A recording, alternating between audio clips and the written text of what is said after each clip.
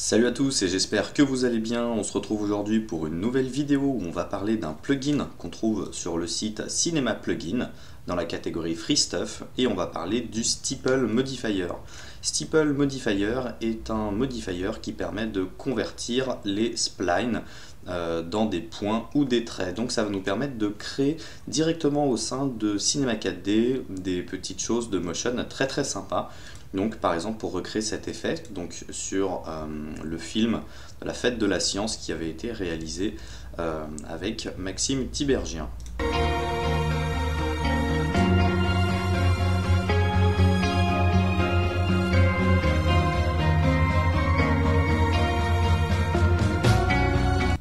Voilà, donc vous avez une idée des petits tracés 3D.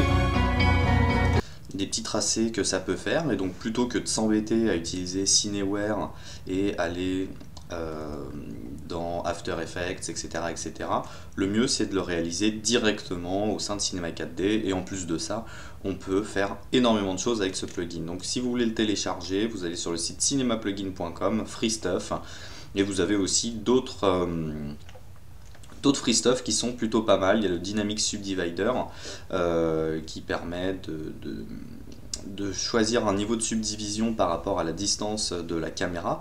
Donc pour tous ceux qui font des grosses scènes, c'est très pratique. On a un spline mask, un shader et un multi-modifier qui nous permet de regrouper plusieurs modifiers dans un seul modifier et donc voilà, de combiner.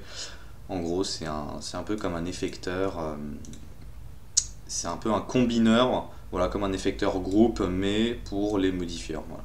Mais aujourd'hui, on va s'attarder sur le Stipple Modifier. Donc, il est vraiment très simple d'utilisation. Vous pouvez prendre n'importe quel type de spline et l'ajouter en enfant de votre spline. Donc, vous le trouverez sous le nom de Stipple Modifier. Donc pour avoir cette petite barre de recherche, c'est très simple, un simple Shift C et c'est vraiment magique. Et là vous prenez votre objet et vous pouvez le glisser. Donc une fois que je le fais glisser, eh bien on voit tout de suite que j'ai mes tracés. Donc ça c'est vraiment très pratique, puisque dans After Effects ça peut prendre un petit peu plus de temps à faire, surtout si on veut le faire matcher avec la 3D. Donc j'ai un contrôle directement sur le compte.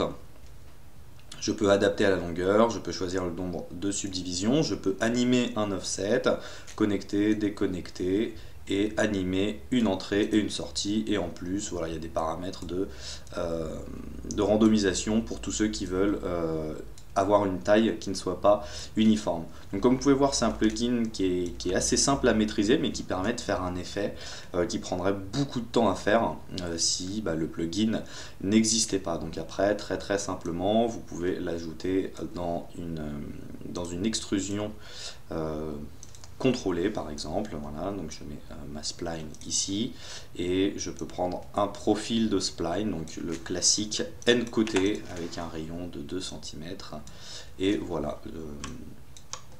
Je peux même mettre moins ou plus de côté, et puis après au niveau du design, tout dépend de ce que vous avez envie de faire. Si vous avez envie de faire un vrai objet 3D ou faire quelque chose de plus flat. Et puis au niveau du shader, si vous voulez des simples traits, donc plats, hop, un matériau de luminance, et voilà, on a quelque chose de design flat, donc, et en 3D. Donc pour tous ceux qui font du motion, c'est quand même un super plugin. Ça permet quand même de faire des animations, et les pointillés, c'est quand même un truc qu'on retrouve beaucoup dans tout ce qui est design. Voilà. Donc, je voulais vous présenter aujourd'hui juste très rapidement ce petit plugin qui permet, voilà, d'ajouter à vos films un petit peu plus de peps. Voilà, donc je vais pas faire une vidéo trop longue. N'hésitez pas à aller sur le site Cinema Plugin pour découvrir les plugins gratuits. Vous pouvez aussi nous rejoindre sur notre Instagram pour voir diverses créations. Vous aurez peut-être des questions quant à certains effets qui ont pu être réalisés dans Cinema 4D ou dans After Effects. Vous pouvez aussi retrouver certaines de nos formations sur le site tuto.com, donc sous le nom Sylvain Favre. Le lien est dans la description, mais tous ceux qui s'intéresseraient à la réalisation d'un personnage 3D sous ZBrush, s'ils n'y connaissent rien, vous pouvez suivre cette formation. Vous avez une formation sur Octane Render, sur RealFlow ou sur Turbulence FD. Je vous laisse regarder si ça vous intéresse. Vous pouvez aussi nous rejoindre sur le site MD Community, donc où vous retrouverez des formations complètes et gratuites. Donc dans la catégorie Tutorials, vous avez une formation After Effects, une formation Arnold, Xnormal, ZBrush, etc. et une formation animation de personnages de C4D à Element 3D. Vous avez un shop, un blog où vous retrouverez toute l'actualité de notre chaîne, mais aussi de notre communauté, donc avec divers articles.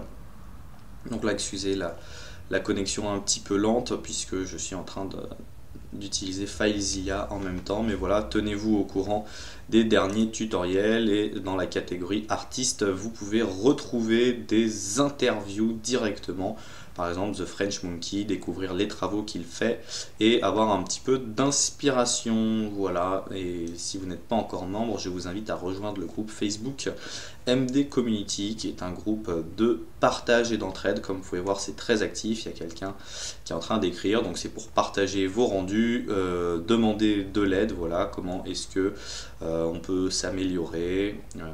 Voilà, c'est une très très bonne communauté, voilà, basée sur l'entraide et le partage, et aussi même un petit peu d'humour de temps en temps. Voilà, on tourne en dérision le concept de daily renders. Voilà, donc n'hésitez pas. Il y a vraiment des créations qui m'ont fait rigoler. N'hésitez pas à nous rejoindre ici. Voilà, bah écoutez, c'est la fin de cette vidéo et on se retrouve très bientôt pour de nouveaux tutoriels. Allez, ciao!